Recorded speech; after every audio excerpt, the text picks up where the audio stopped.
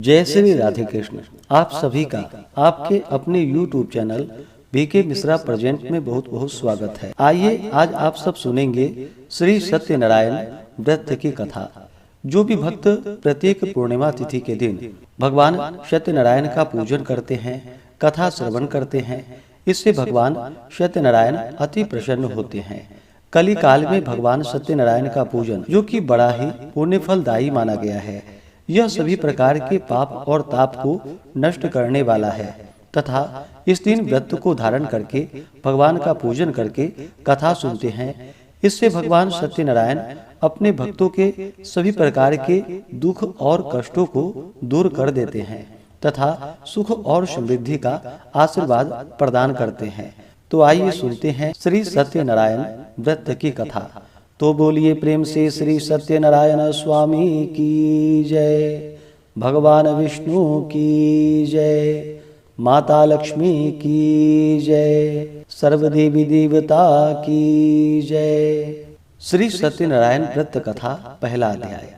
एक समय की बात है, एक बार नैमिषारण्य तीर्थ में सौनकादि 88,000 ऋषियों ने श्री सूत जी से पूछा कि हे प्रभु, इस कलयुग में वेद विद्या रहित मनुष्यों को भक्ति किस प्रकार से मिल सकती है तथा उनका उद्धार कैसे होगा।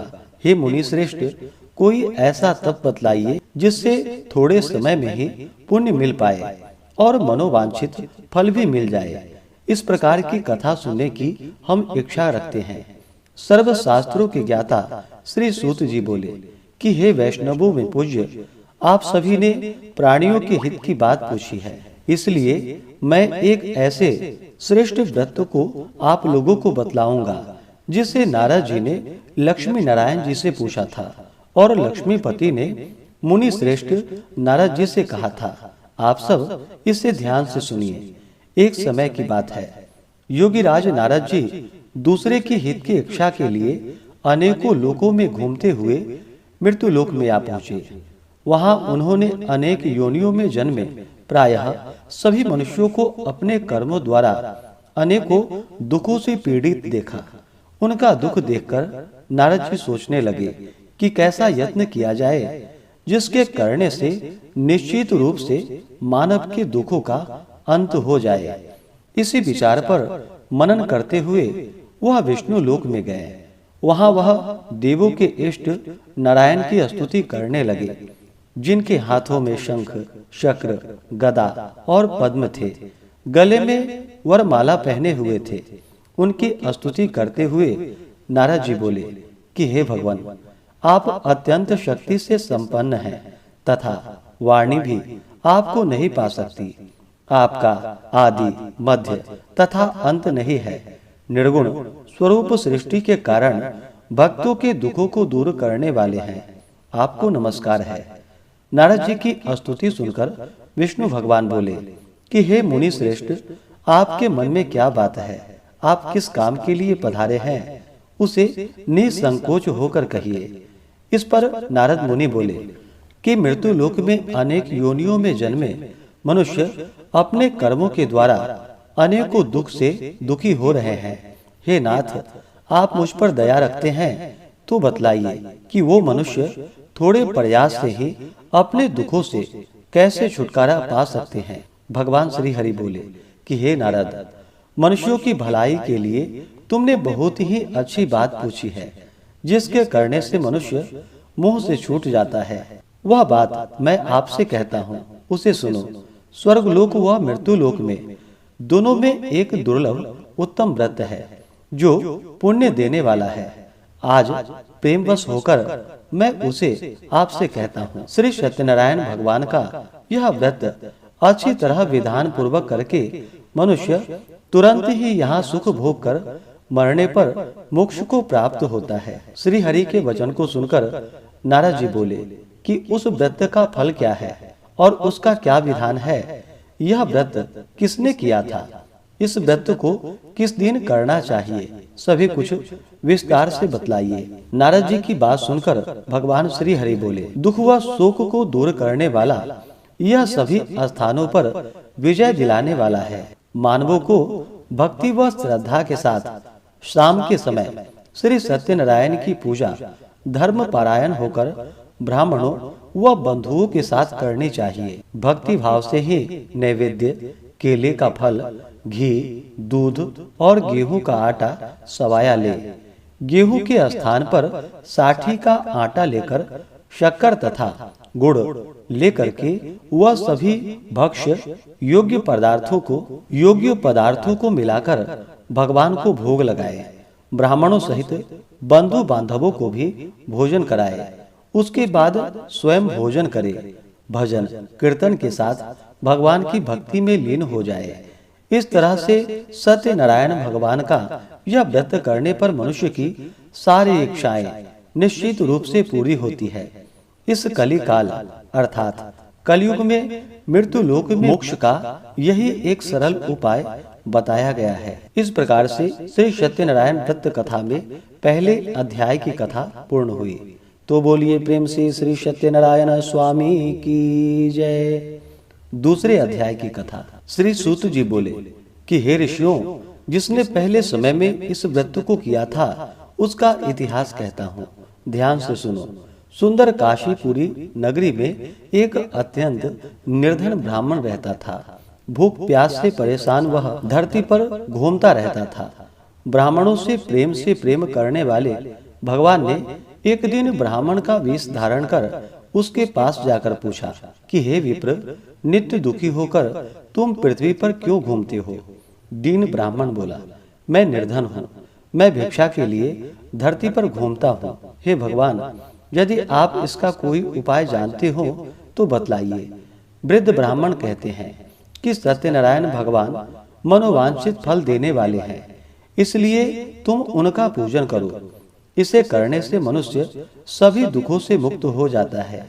वृद्ध ब्राह्मण बनकर आए सत्यनारायण भगवान उस निर्धन ब्राह्मण को व्रत का सारा विधान बतलाकर अंतर ध्यान हो गए। ब्राह्मण मन ही मन सोचने लगा कि जिस व्रत को वृद्ध ब्राह्मण करने को कह गए हैं, मैं उसे जरूर करूंगा।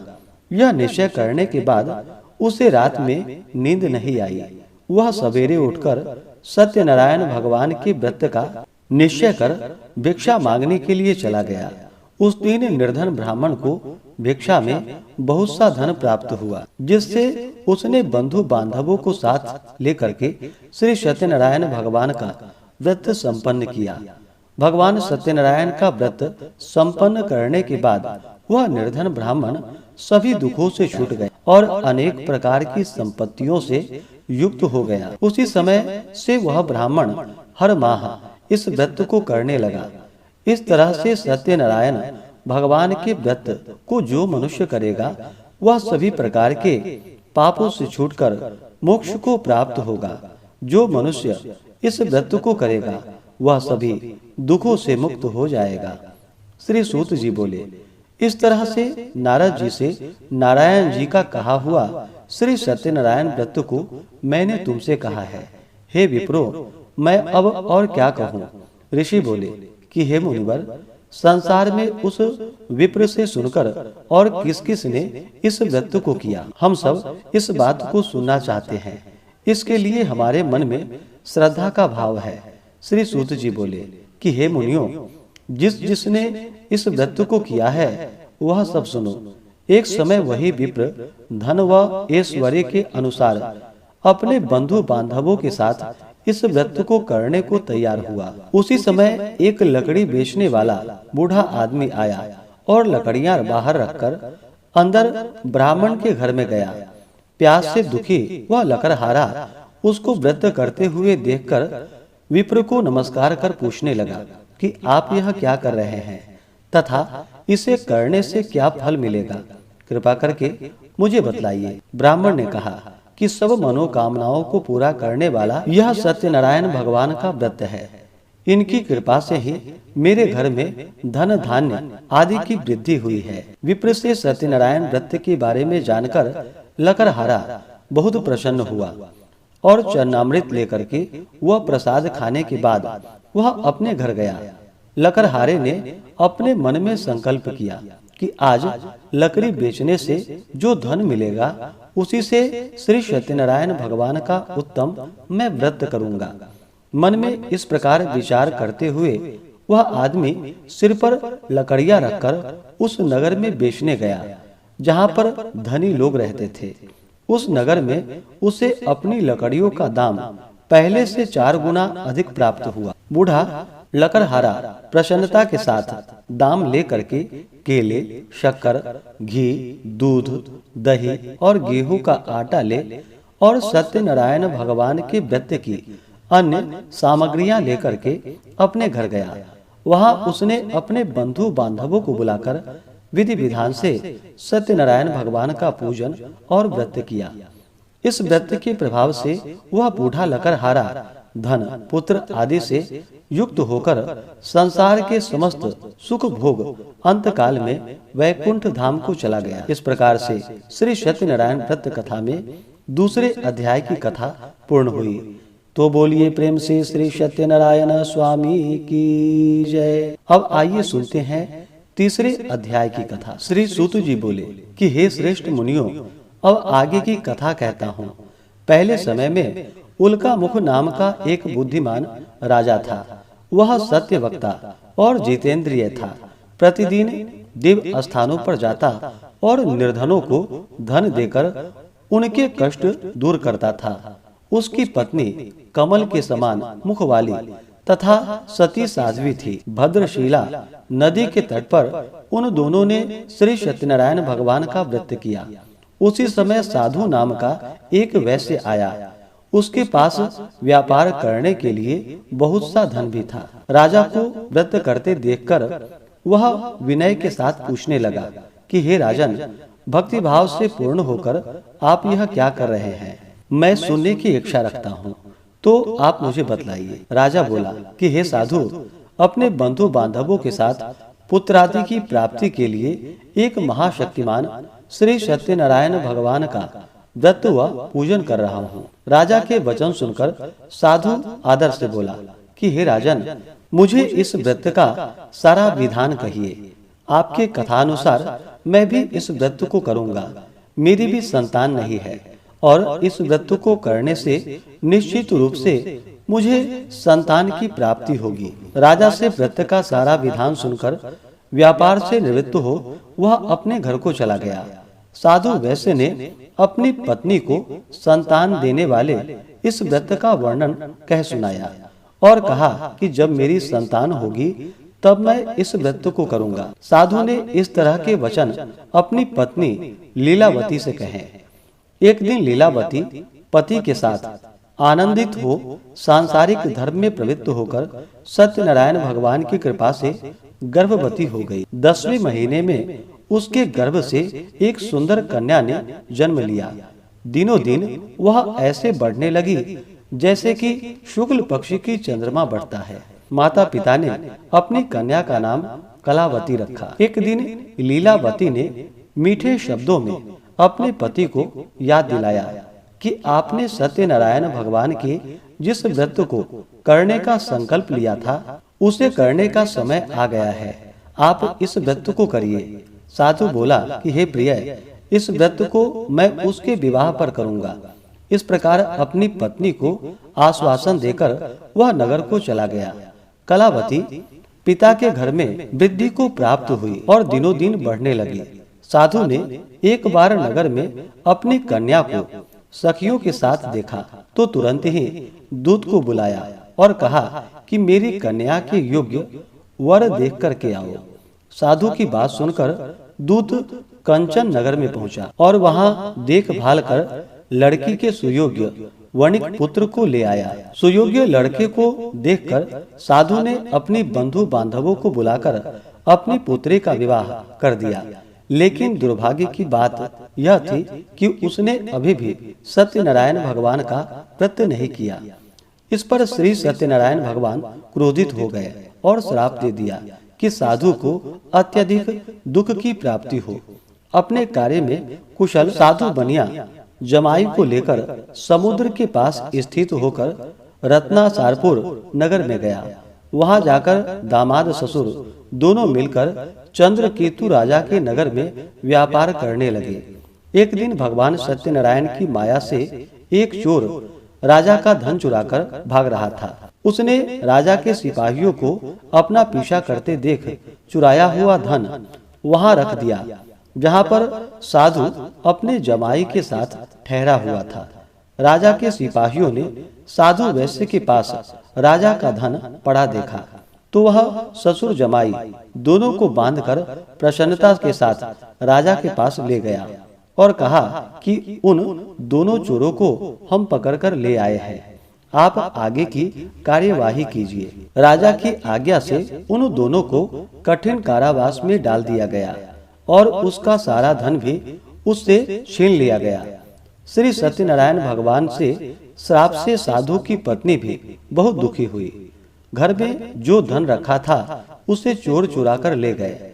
शारीरिक तथा मानसिक पीड़ा वह भूख प्यास से अति दुखी हो अन्न की चिंता में कलावती घूमने के लिए एक ब्राह्मण के घर में गई।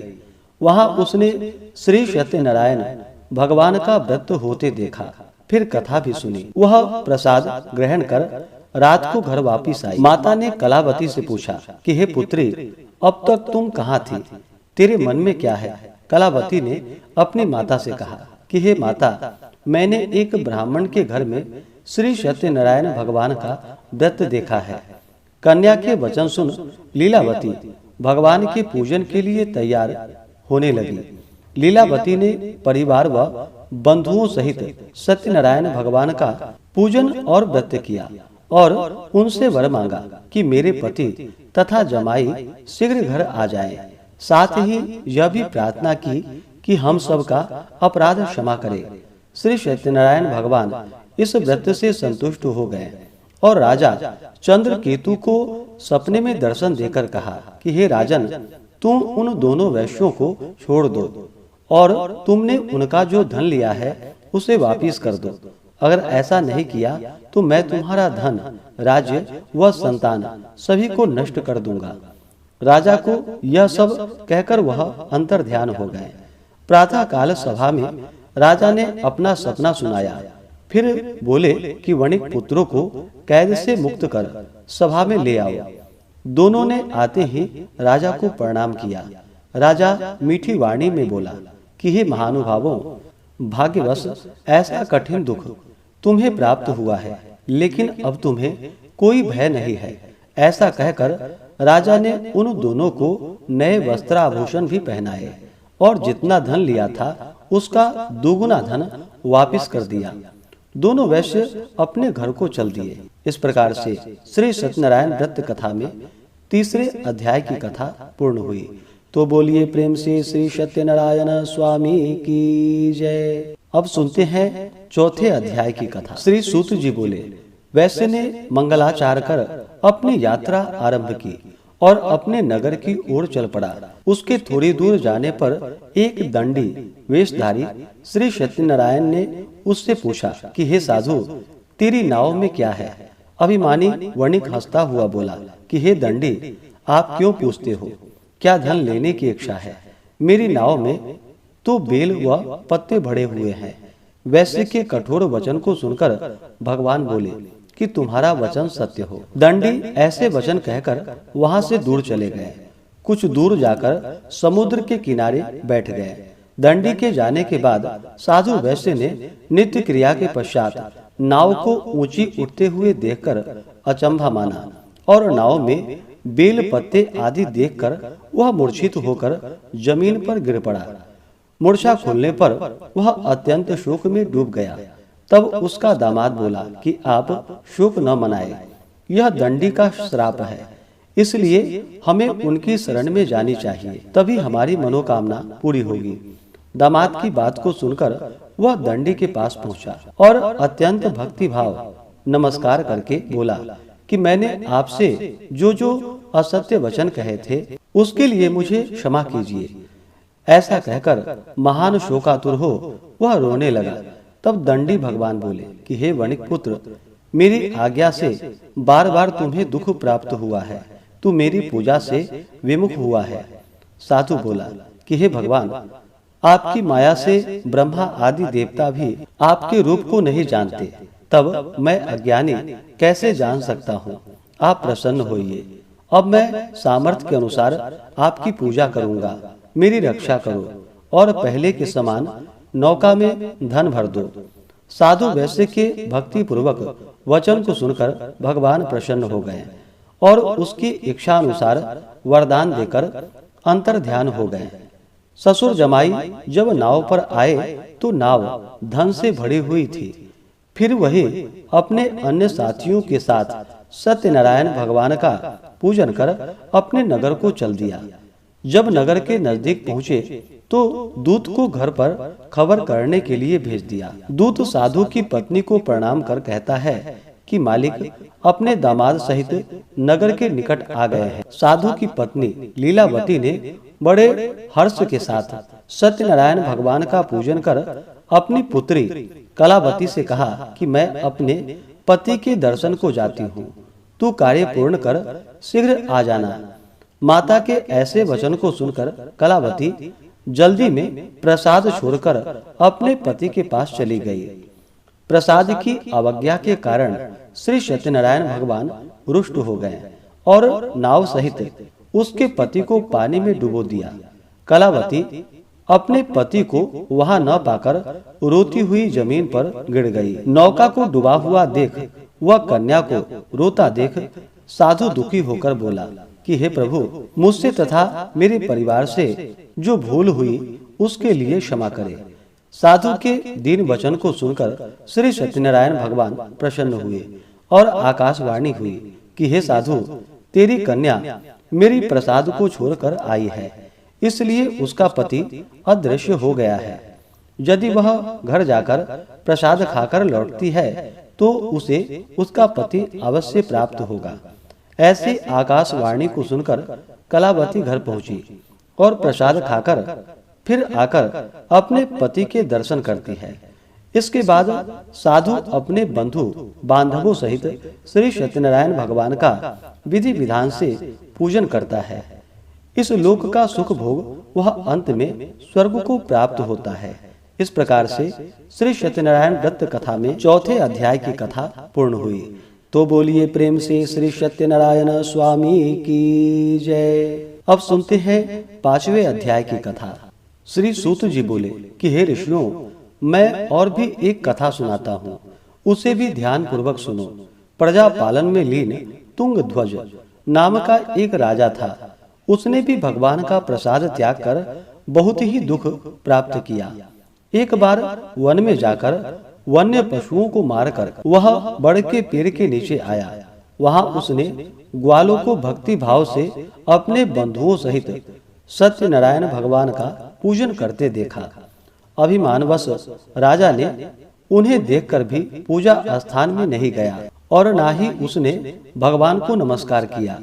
ग्वालों ने राजा को प्रसाद दिया, लेकिन उसने वह प्रसाद नहीं खाया और प्रसाद को छोड़कर वह अपने नगर को चला गया। जब वह नगर में पहुंचा तो वहां सब कुछ तहस नहस हुआ पाया, तो वह शीघ्र ही समझ गया कि यह सब भगवान ने ही किया है। वह दोबारा ग्वालों के पास पहुंचा और विधि पूर्वक पूजा करके प्रसाद खाया, तो श्री सत्यनारायण भगवान की कृपा से सब कुछ पहले जैसा हो गया। दीर्घ काल तक सुख भोगने के बाद मरणोपरांत उसे स्वर्गलोक की प्राप्ति हुई। जो मनुष्य परम दुर्लभ इस व्रत को करेगा तो भगवान सत्यनारायण की अनुकंपा से उसे धन धान्य की प्राप्ति होगी। निर्धन धनी हो जाता है और अभय मुक्त हो जीवन जीता है। संतानहीन मनुष्यों को संतान सुख प्राप्त होता है और सारे मनोरथ पूर्ण होने पर मानव अंत काल में वैकुंठ को जाता है। सूत जी बोले, जिन्होंने पहले इस व्रत को किया है अब उसके दूसरे जन्म की कथा कहता हूँ। वृद्ध सतानंद ब्राह्मण ने सुदामा का जन्म लेकर मोक्ष की प्राप्ति की। लकड़हारे ने अगले जन्म में निषाद बनकर मोक्ष को प्राप्त किया। उल्का मुख नाम का राजा दशरथ होकर वैकुंठ को गए। साधु नाम के वैश्य ने मोर ध्वज बनकर अपने पुत्र को आरे से चीरकर मोक्ष को पाया। महाराज तुंग ध्वज ने स्वयंभू होकर भगवान में भक्ति युक्त हो कर्म करके मोक्ष को प्राप्त किया। इस प्रकार से श्री सत्यनारायण व्रत कथा में 5वें अध्याय की कथा पूर्ण हुई।